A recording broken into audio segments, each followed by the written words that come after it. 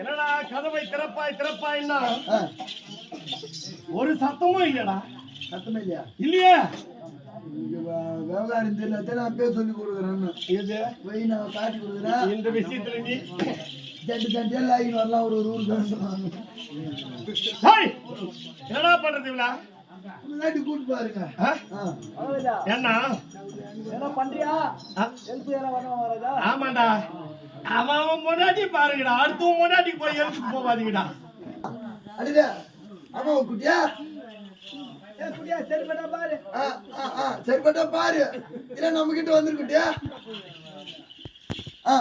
அம்மா எங்க போயிது நைனா?